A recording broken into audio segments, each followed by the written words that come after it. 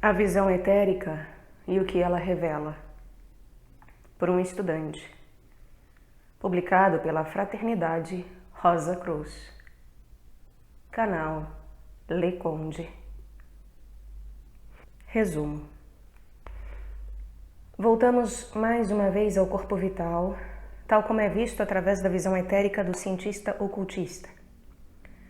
Necessariamente, o átomo do corpo vital é visto em conjunto com o átomo físico, com o qual o átomo etérico está fortemente entrelaçado. Para descrever os átomos físico e etérico do corpo, imagine uma cesta de arame na forma de uma pera, tendo paredes de arame encurvadas em espiral que correm obliquamente de polo a polo. Esta é a parte física do átomo.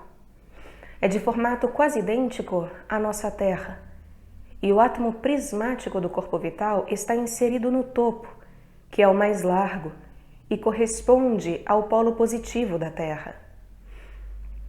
Visto que o prisma vital está inserido no topo, o ponto do prisma estende-se em direção à base da cesta, que é denominada de polo negativo.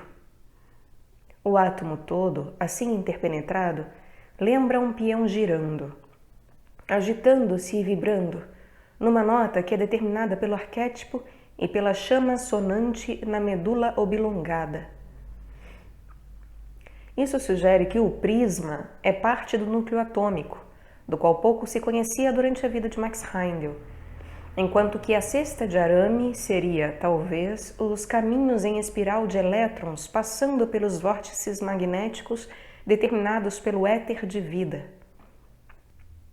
Nota-se que este átomo não tem forma de disco, mas sim de uma pera, como agora se julga ser o globo terrestre, com a sua parte maior no Polo Sul. Max Heindel especificamente designa isto como o átomo físico comum, mas escritores ocultistas modernos acham que talvez não seja o átomo de hidrogênio, mas um átomo etérico que é realmente subatômico. Do que se costuma chamar o derradeiro átomo físico, Max Heindel diz, abre aspas, se alcançarmos um desenvolvimento tal que nos permita deixar nosso corpo físico e sair para um voo anímico pelo espaço interplanetário, veremos que o derradeiro átomo do corpo físico tem forma esférica, como a nossa Terra, isto é, apresenta-se como um globo. Fecha aspas. Os Mistérios Rosa Cruzes, página 3ª. Físicos do século XIX sustentaram que os átomos possuíam várias formas. Daí este comentário de que o verdadeiro átomo é redondo. Físicos modernos dizem que os átomos da matéria são energia em movimento circular.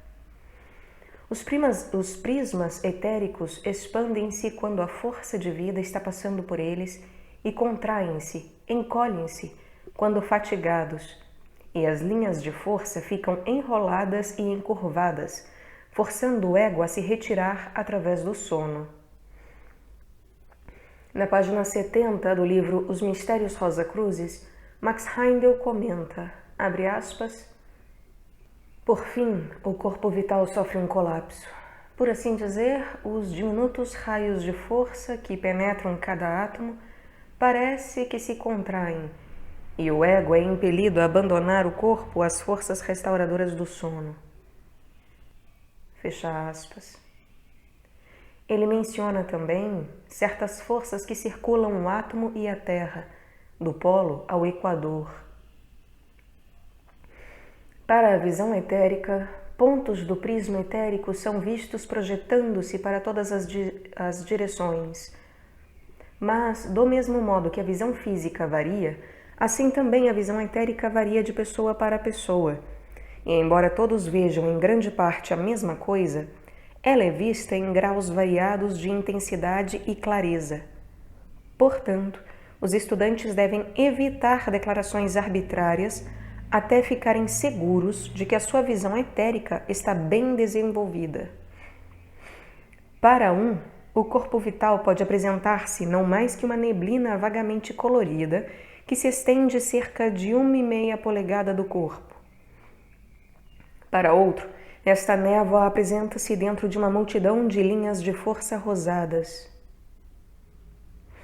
O éter químico pode ser visto junto ao corpo, e para alguns a sua cor azul escura pode ser interpretada como um espaço vazio, à semelhança do centro de uma chama de gás. Muitos têm observado cristais, moléculas e partículas fluindo da superfície do corpo. Faíscas de energia vital que disparam da cabeça, da face e das mãos podem ser vistas, de vez em quando, por quase todos. Também podem ser observadas ao redor das plantas, e uma faísca azulada que voa de uma semente pode assinalar a presença de um espírito da natureza que reside nessa semente. Constatamos com frequência que quando Max Heindel diz corpo vital, ele se refere especificamente ao éter de vida, mais que ao éter químico, pois naturalmente vital significa que pertence à vida, mas é o éter químico que forma o verdadeiro duplo etérico de cada simples molécula no corpo humano. Contudo, cada átomo está também penetrado e envolvido por uma leve aura dos éteres de luz e refletor. A morte do corpo ocorre quando o arquétipo entra em colapso, que é seguido pela ruptura do átomo semente no coração e pelo colapso do corpo vital, como antes no sono, forçando o ego a retirar-se dos seus veículos. Vê-se então o corpo vital a elevar-se semelhante a uma coluna de fumaça que logo toma a forma do indivíduo, assemelhando-se a ele, permanecendo acima do corpo ao qual ainda está ligado pela parte inferior do cordão prateado e com o qual se decompõe sincronicamente. No folclore, este fenômeno é descrito como fogo fátuo e, embora seja vista geralmente como uma neblina azul acinzentada mais ou menos brilhante, tem sido observado, em certas ocasiões, na cor verde ou azul esverdeado, mudando a cor no processo de decomposição. A morte é, muitas vezes, acompanhada pela sensação de movimento em espiral nos átomos do corpo. Mas esta sensação não é necessariamente uma indicação de morte, e o estudante não necessita sentir-se alarmado se isto acontecer. O trabalho pré-iniciatório solta, entre aspas, os átomos etéricos de modo seguro, capacitando o iniciado a sair para fora do corpo, deixando os dois éteres inferiores com o corpo denso. Somente um exercício exato dado pelos verdadeiros mestres ocultistas habilita o indivíduo a fazer a divisão certa dos éteres, entre os dois inferiores e os dois superiores. Exercícios errados, especialmente aqueles que são dados aos médiums, podem causar a divisão entre os éteres químico e de vida, ou entre os átomos do éter químico e os físicos. E quando isto ocorre, provocam várias doenças, entre elas a tuberculose. Tomo a liberdade para fazer uma nota, para que nos lembremos que Max Heindel afirma que exercícios respiratórios orientais não são bem-vindos para corpos ocidentais, pois exercícios orientais de respiração, em especial, podem ocasionar a cisão entre o corpo físico denso e o corpo vital, de tal forma que pode levar, por exemplo, a tuberculose e a casos de loucura, etc. Voltando ao texto, em qualquer caso, o movimento em espiral dos átomos é uma sensação característica. Deve-se também observar aqui que, quando os éteres químico e de vida são dirigidos para fora do corpo denso, ocorre uma profunda inconsciência, que não é o sono, e quando a consciência volta sobre os átomos vitais, reentrando em sua contraparte física, uma sensação de picadas e formigamento é sentida. Os fisiologistas dizem que isto é devido à circulação do sangue que está sendo restaurada, pois a mesma sensação acontece quando a circulação cessa em uma parte do corpo, como quando a mão adormece. Quando isto é sentido, o ocultista vê a mão etérica caída por baixo da mão física. De modo semelhante, na hipnose, a cabeça etérica é pressionada para baixo ao redor dos ombros da pessoa, dividindo-a desde o alto. A circulação do sangue também diminui sob tais condições. Os átomos do corpo físico têm uma vibração muito lenta. O átomo etérico estimula cada átomo físico para a ação e vibração, incluindo os átomos do sangue. No corpo humano, a média de vibração do átomo físico é normalmente 1/8 abaixo da vibração do átomo etérico que o anima. A sensação de agulhadas, que é sentida quando o átomo etérico está reentrando no átomo físico, do qual foi retirado, não cessa até que a vibração normal do átomo do corpo, 1/8 abaixo do etérico, tenha sido alcançada. Então, o desconforto cessa, pois a atividade normal está, uma vez mais, estabilizada. A ciência oculta ainda não esclareceu o relacionamento existente entre o magnetismo planetário, solar e etérico das coisas vivas na Terra. Horóscopo para as pessoas nascidas no hemisfério sul são tradicionalmente invertidos, de modo que, onde o mapa do norte demonstre o nascimento em Áries, por exemplo, o mapa do sul apontará Libra. Será isto talvez o efeito da polaridade planetária? Isto é um dos muitos mistérios para serem ainda solucionados pela ciência ocultista do futuro. 8. Estrela e espiral. Vimos num capítulo anterior o que a ciência moderna tem a dizer sobre a espiral. É um fato curioso que a estrela de 5 pontas, sempre de grande importância para o esoterismo, é também reconhecida como um traço característico de vida neste planeta, como aprendemos na biologia moderna. Vamos pesquisar um pouco mais o que este símbolo representa no mundo que nos rodeia. Numa certa carta de tarô, desenhada por A.E. White, encontra-se este desenho interessante. O crescimento de uma florzinha com formato idêntico a uma verdadeira estrela de 5 pontas. Realmente essa flor existe, semelhante a uma estrela de 5 pontas, com a mesma forma da estrela repetindo-se várias vezes na flor e na sua base. Essa estrela é de uma delicada cor de malva, nada diferente da cor azul rosada do corpo vital, conforme o descreve Max Heindel.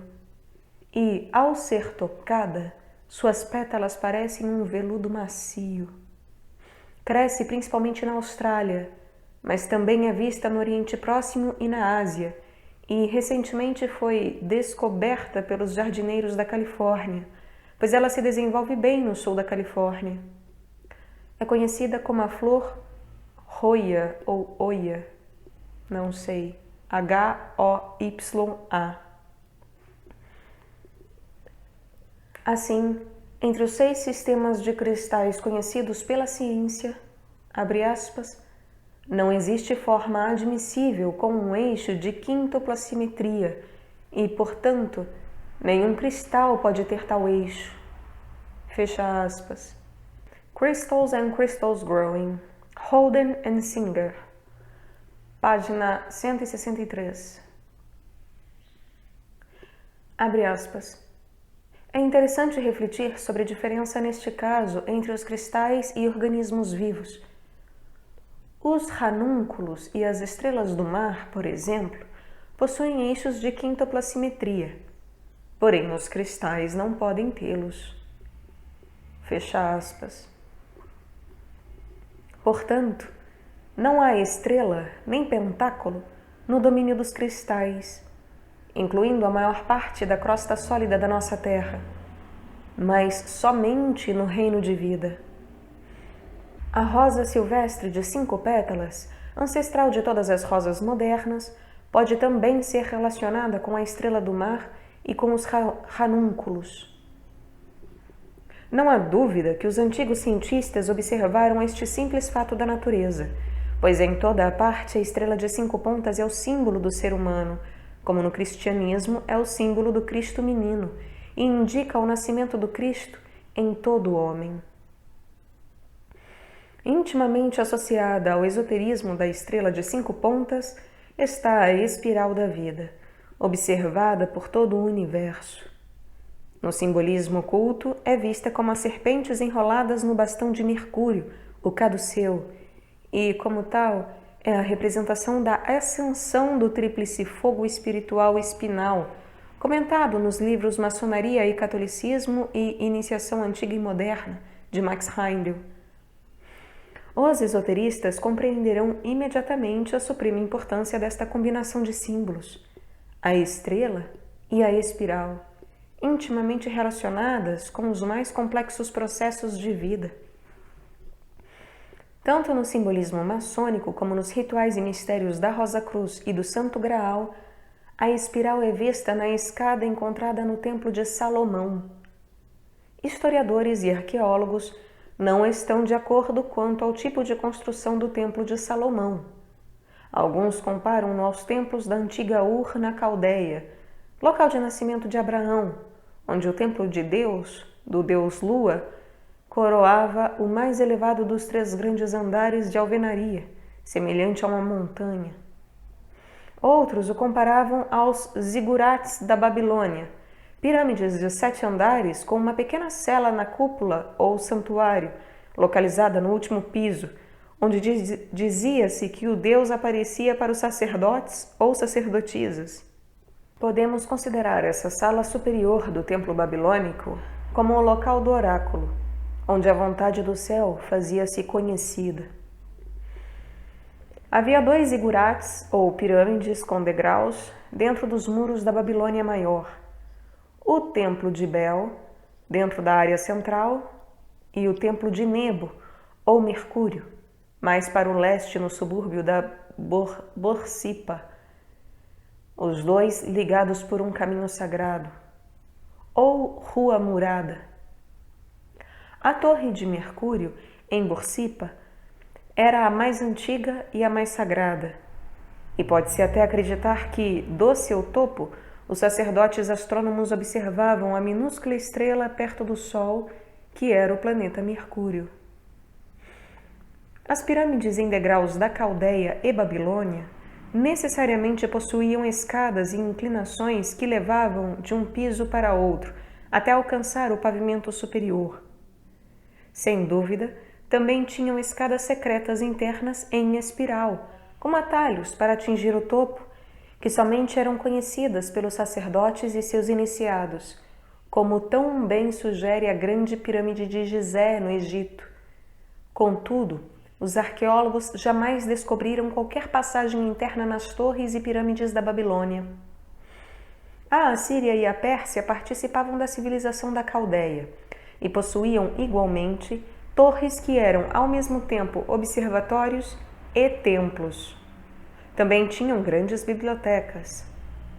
Talvez mais claramente do que em qualquer outro lugar, a China mostra a verdadeira natureza das pirâmides e torres construídas nos tempos antigos, como, por exemplo, o famoso altar celestial em Pequim, com seus 3 terraços de mármore e 9 círculos concêntricos, suas escadas nos 4 pontos cardeais e os numerosos pagodes, alguns com até 13 pisos, cada um com seu telhado particular, contendo apenas uma escada em espiral para levar ao topo, evidentemente designado para observações de astronomia, bem como para venerar o céu, em uma nação onde, por milhares de anos antes de Cristo, a religião oficial era puramente astronômica.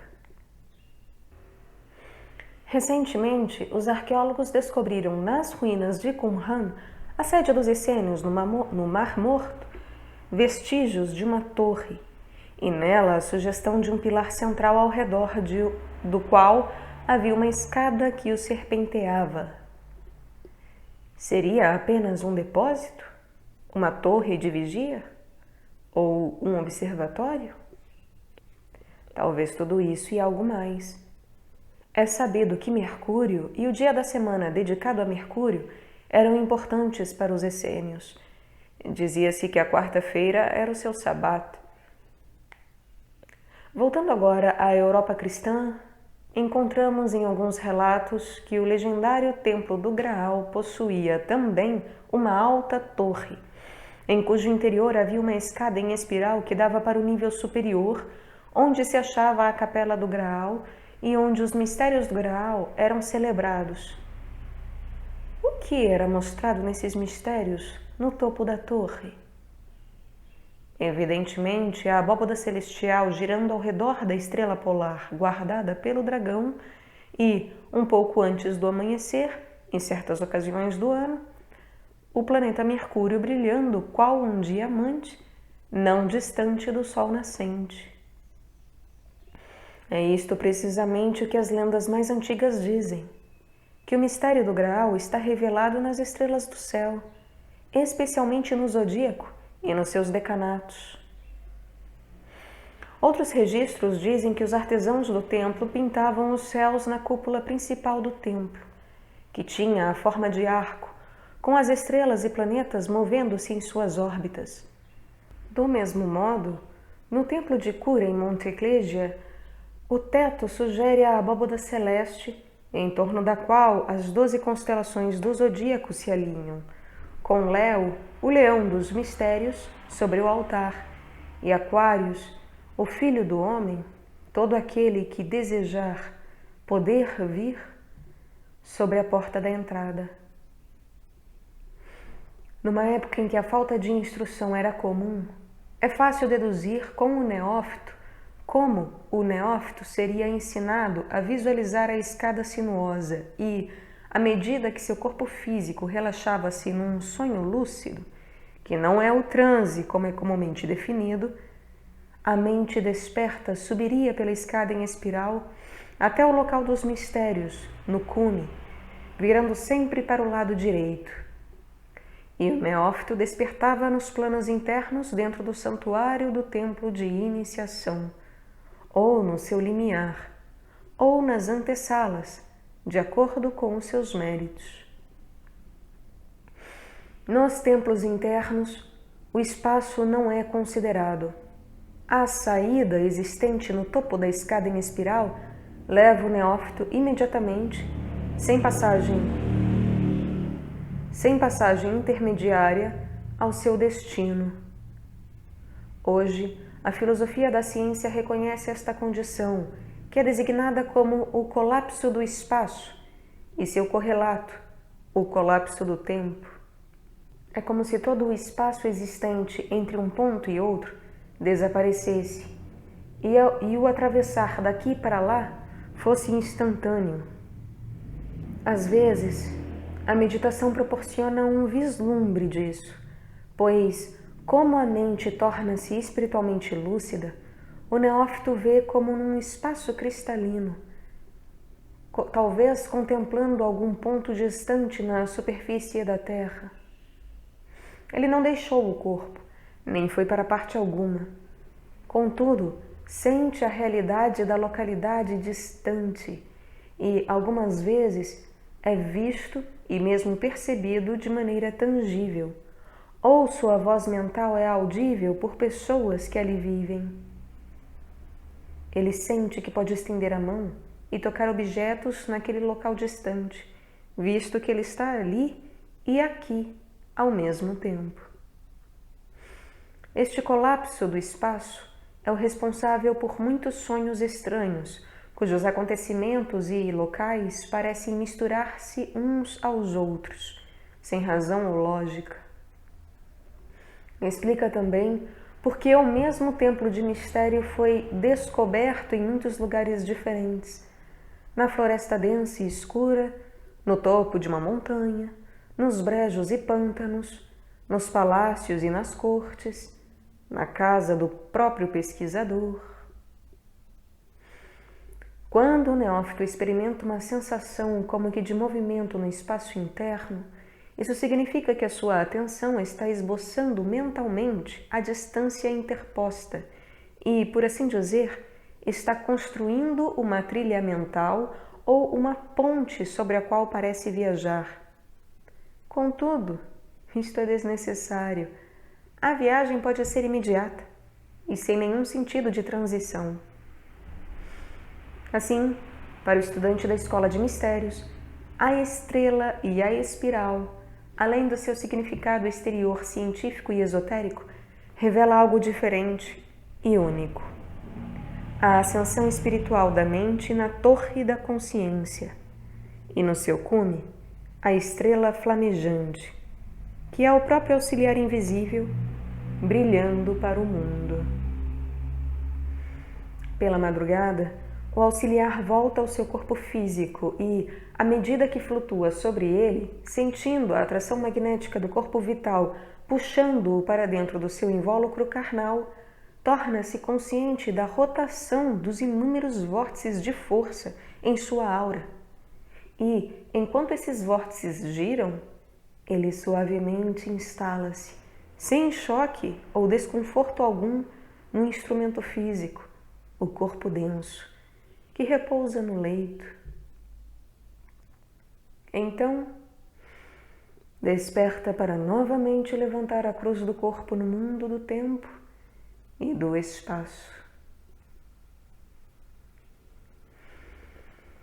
Parte terceira. O éter de luz. 9. O éter de luz e o sol.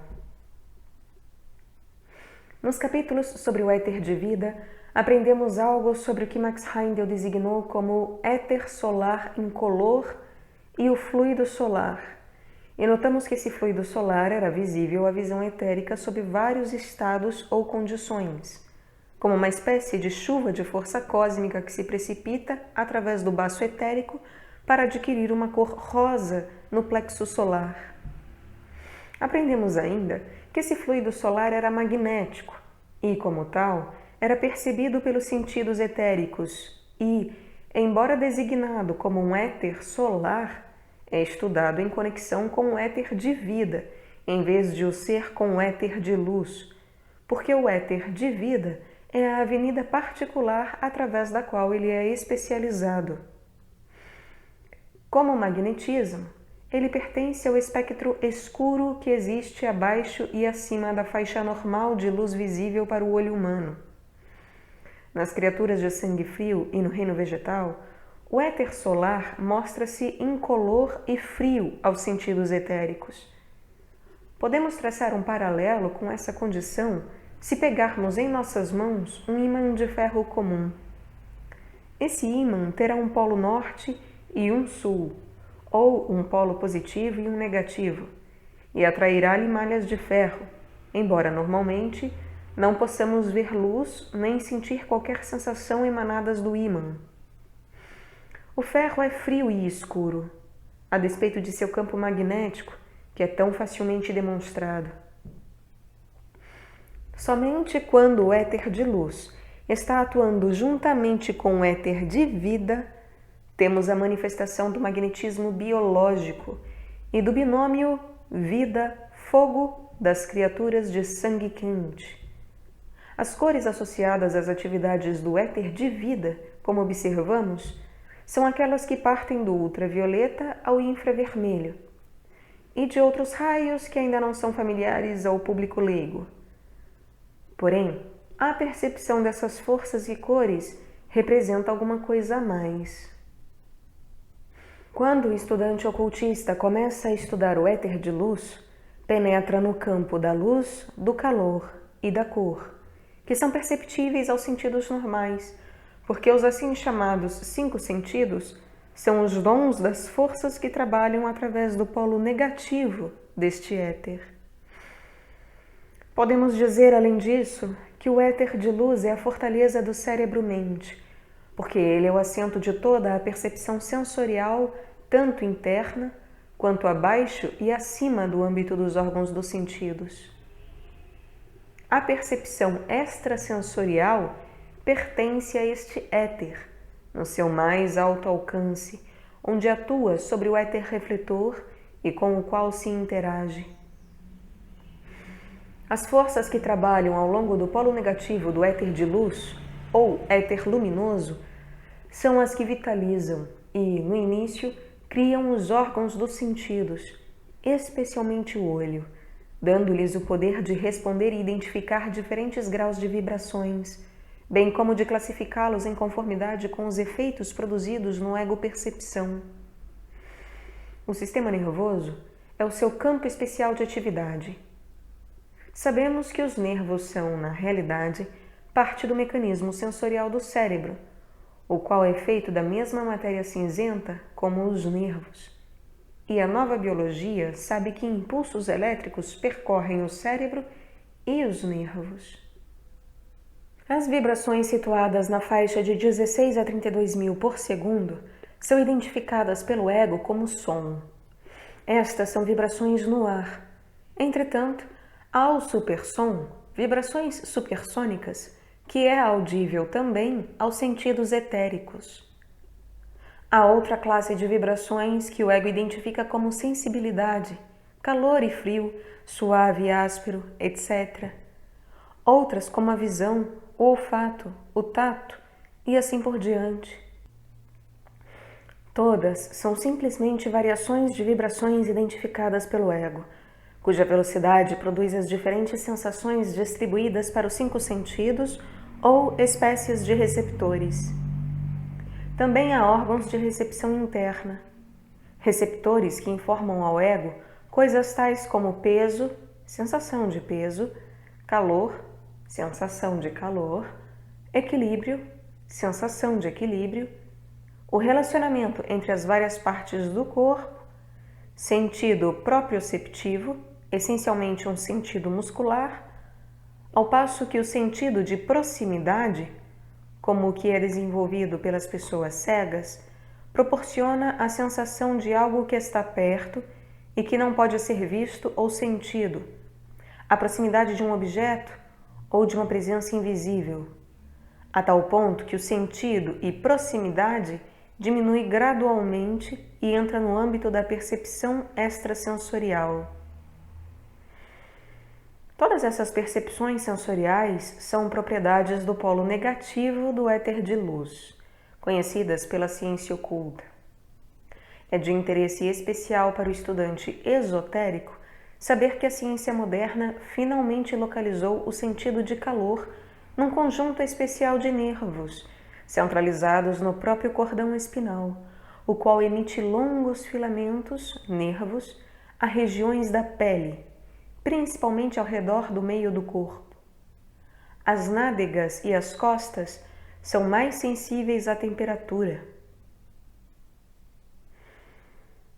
O centro controlador do calor no corpo foi assinalado na área cerebral do cerebelo, ou medula oblongada, onde os ocultistas dizem arder a chama da vida.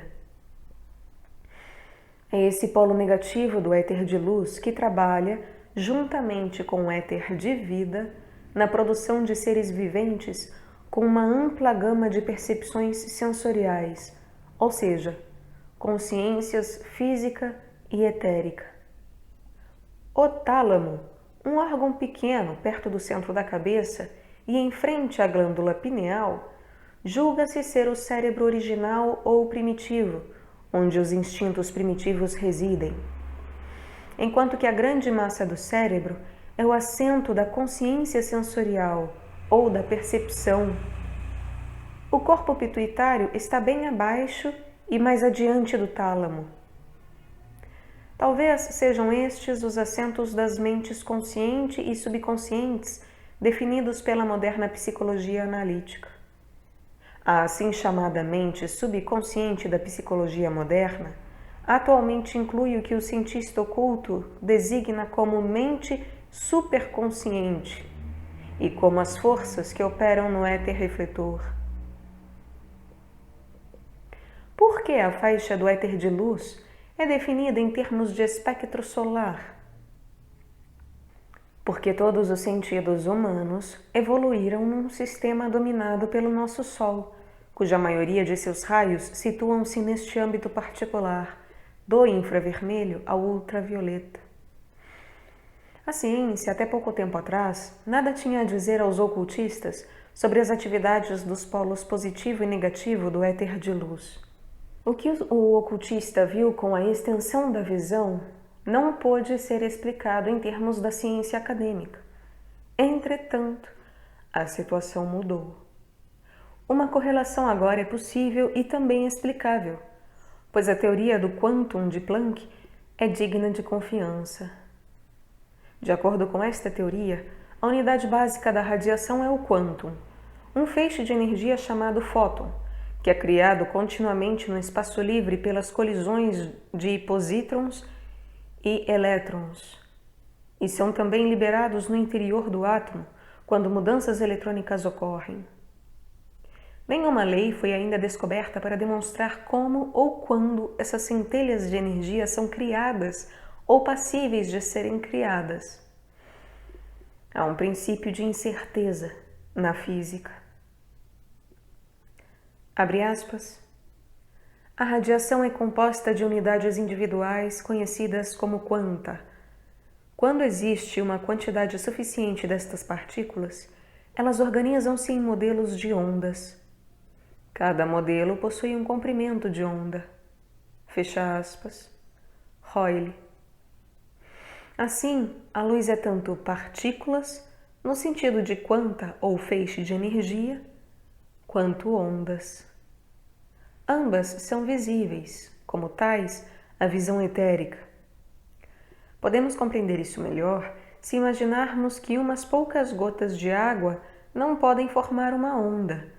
Porém, quando há milhões de gotas de água, a onda se torna possível, porque apresentaram-se condições certas. Porém, notemos também que cada unidade, fóton, é, ao mesmo tempo, partícula e onda. Diz Hoyle, abre aspas, vale a pena notar que quanto mais curto seja um comprimento de onda, mais energizada se torna o quanta individual, fótons. Daí a razão pelo qual os raios gama, raios X e mesmo a luz ultravioleta são destrutivos ao tecido animal, ao passo que as ondas de rádio são inofensivas. Fecha aspas. Ele continua, abre aspas, um ponto também interessante para considerar é que da vasta faixa de comprimento de ondas, desde as ondas do rádio até os raios gama, somente uma faixa estreita de 400 milionésimos a 800 milionésimos de 1 centímetro pode ser detectado pelos sentidos humanos. Isto, contudo, não é um acidente, porque esta é a faixa correta na qual a maior radiação solar é emitida. É certo que o Sol emite alguns raios ultravioletas e mesmo raios X, porém, a atmosfera da Terra absorve fortemente essas radiações destrutivas, evitando assim que atinjam o solo. Por isso, vê-se a razão pela qual as criaturas na Terra não tiveram a oportunidade de desenvolver sentidos receptivos a estes comprimentos de ondas. Fecha aspas. Fronteiras da Astronomia, em tradução livre, de Hoyle. Entretanto, os ocultistas podem e fazem desenvolver sentidos receptivos a estes e outros comprimentos de ondas por meio das forças que operam no polo negativo do éter de luz. Mas é o aspecto científico da própria luz que é mais facilmente observado pelo ocultista cientista, que está ainda no começo do seu desenvolvimento.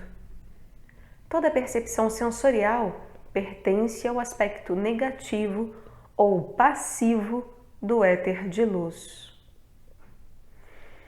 Hoyle continua dizendo que, mais do que outros raios, o raio infravermelho é o que mais atinge o solo, devido às gotículas de água no ar, não vapor, que absorvem mais a luz visível do que o infravermelho. Este raio não afeta o olho humano. Abre aspas. Evidentemente, seria uma grande vantagem possuir olhos sensíveis aos raios infravermelhos, como na verdade eu suspeito que os pássaros possuam. Tal explicação nos levaria mais além, até a elucidação da espantosa visão que os pássaros parecem possuir. Fecha aspas. Os astrônomos dizem que o nosso Sol é uma estrela amarela ou cor laranja, da classe conhecida como laranja ou anões amarelos, estando entre as mais instáveis das estrelas. Portanto, a luz solar não é realmente branca, mas matizada de amarelo ou dourado.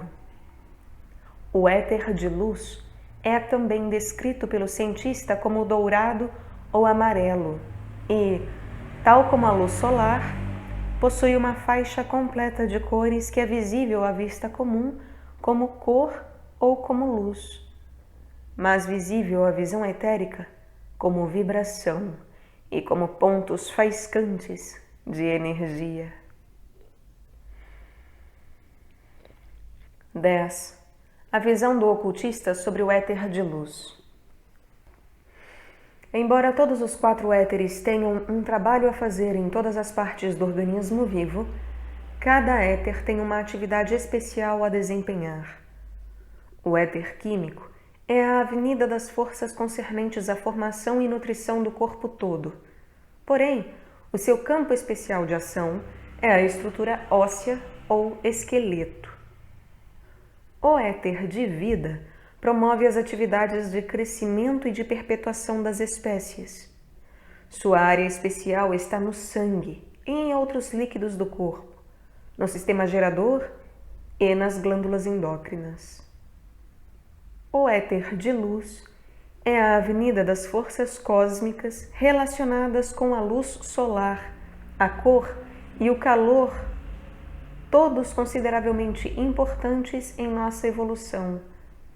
Entretanto, a sua área especial de ação é o sistema nervoso, tanto o voluntário como o simpático. A glândula pineal e o cérebro como um todo são o assento do espírito humano, ego. O cérebro é a grande central, recebendo e coordenando o centro do sistema nervoso, organizando todas as sensações à medida que são enviadas pelos órgãos dos sentidos através dos nervos. Dissemos, em nosso último capítulo, que pensa-se que o minúsculo corpo talâmico poderia ter sido o cérebro original e que os instintos e os poderes psíquicos ainda tenham aí um foco, ao passo que o cérebro superior governa toda a evolução posterior dos poderes sensoriais. Novamente, verificamos que o éter de vida especializa o fluido solar que atua como a eletricidade do sistema nervoso. Max Heindel acrescenta que, além disso, o éter de luz transmite a força motriz ao longo dos vários nervos, o que proporciona ao ego meios de movimentar o corpo.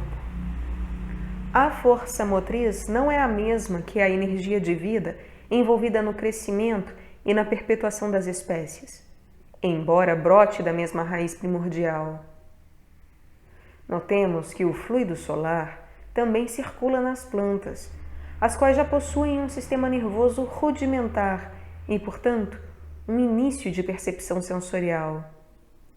A física moderna oferece algum esclarecimento a respeito destes tópicos, afirmando que o fóton, unidade de espectro eletromagnético, por si próprio não tem carga, embora carregue energia eletromagnética.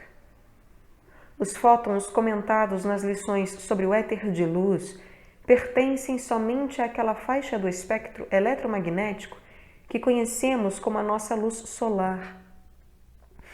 O espectro eletromagnético estende-se tanto acima como abaixo dessa faixa. Já mencionamos a operação do fogo cósmico no éter de luz.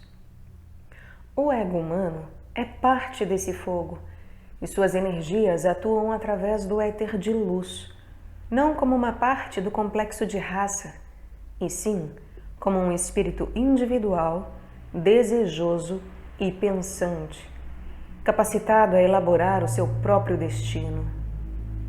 Max Heindel diz que o ego opera particularmente no calor do sangue. Afirma-se no conceito Rosa Cruz do cosmos o seguinte, abre aspas, as forças que atuam pelo polo positivo, isto é, o éter de luz, são as que geram o calor do sangue nas espécies mais elevadas dos animais e no homem, convertendo-os em fontes individuais de calor. Fecha aspas. Essas forças também circulam no sangue. Aos 21 anos de idade, quando a mente nasce, despoja-se de seu envoltório.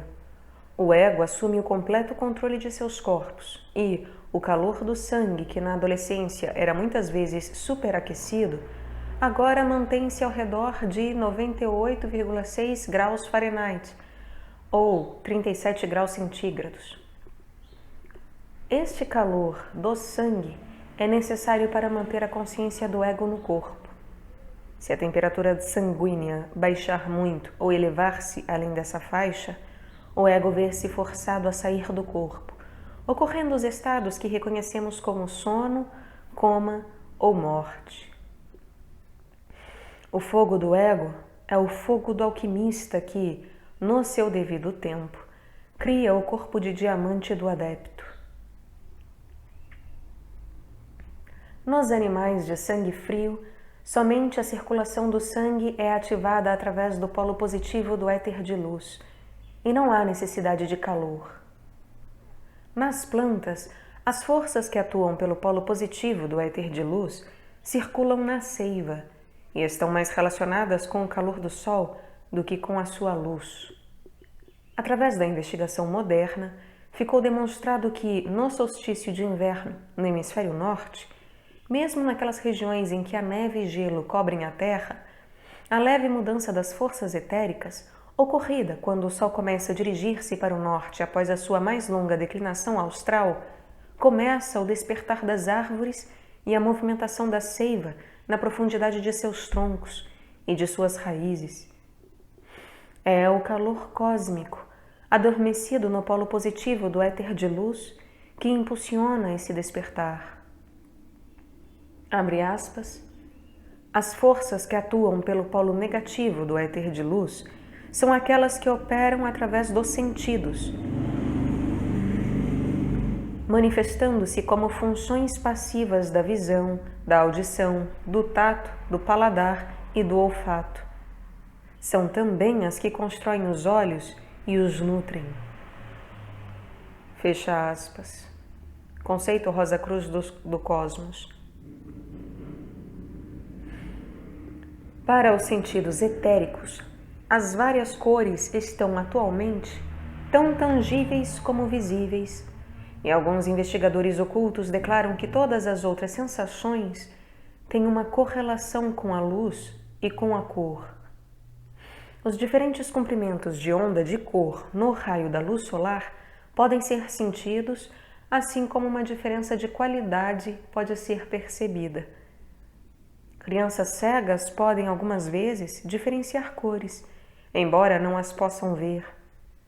Alguns físicos falam de uma visão facial desenvolvida por essas crianças, mas há mais de 40 anos atrás, o Dr. Julius Romain demonstrou, relatando em seu livro Visão sem Olhos, atualmente esgotado, que muitas áreas da pele poderiam ser usadas para a percepção visual. Para ele, áreas como a fronte, as têmporas, as maçãs do rosto, o peito e as mãos eram especialmente sensíveis à luz. Embriologistas também confirmam que quase todas as partes da pele de um embrião podem ser usadas para a formação de olhos. O Dr. Romain explicou isto ao dizer que a pele é guarnecida por pequenas células chamadas oceli, as quais realmente assemelham-se a olhos em miniatura. Os ocultistas afirmam que onde quer que o éter de luz esteja presente, qualquer organismo vivente sempre desenvolverá a percepção sensorial, especialmente a percepção da luz, em alguma forma de estrutura ocular. As forças que operam ao longo do polo negativo do éter de luz são aquelas que depositam a clorofila e as cores nas flores. Assim, todas as cores nos reinos da natureza são depositadas por intermédio das forças que operam no polo negativo do éter de luz. Como sabemos agora que a luz não é meramente ondas em um éter, mas consiste também de verdadeiras partículas, como pacotes de energia chamados fótons, encontramo-nos na posição de ver que existe uma substância definida e real que as forças da natureza podem usar e manejar nessa operação de depositar a cor. Essas forças da natureza incluem as fadas, os seres angelicais e o ego humano.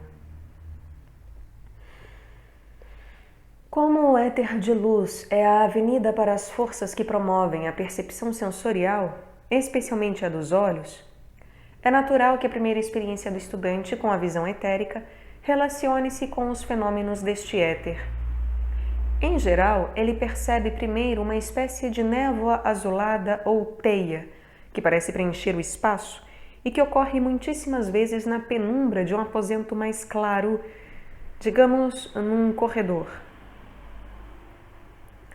A percepção desta névoa é vista como um violento movimento quando a luz a atinge. Movimento este que, em sua rapidez, assemelha-se ao bater das asas de um beija-flor. Posteriormente, ele poderá ver que esse bater de asas, ou teia de luz, está repleto com as cores do arco-íris, entre as quais inúmeros pontos de luz prateada que se arremetem de um lado para o outro. Quanto mais intensa for a luz, mais perceptíveis essas partículas se tornam à visão e maiores parecem ser. Projetam-se na atmosfera com intensa energia, aparecendo e desaparecendo continuamente. Mas elas não descem para o solo. Nem todas elas são basicamente luz solar. Algumas têm outra origem. Sob uma inspeção mais aguda, essa teia no espaço parece consistir de pequenos flocos transparentes, com um núcleo semelhante a um cometa, que é a centelha primeiramente percebida, e então o floco, como um todo, torna-se transparente e turvo. Os físicos referem-se à luz dizendo que consiste tanto de ondas como de partículas, isto é, o próprio fóton é ambas as coisas. O ocultista, por sua vez, vê esse fóton como uma cadeia pertencente à radiação do nosso Sol, tal como já foi descrito. O floco transparente pareceria representar o aspecto onda do fóton e a faísca o aspecto partícula. O ocultista sugere que o primeiro é negativo e o segundo positivo. Porém, isto é experimental. No complexo corpo humano, diz-se que o éter de luz é dominantemente positivo nos homens e negativo nas mulheres. Vejamos como isso funciona.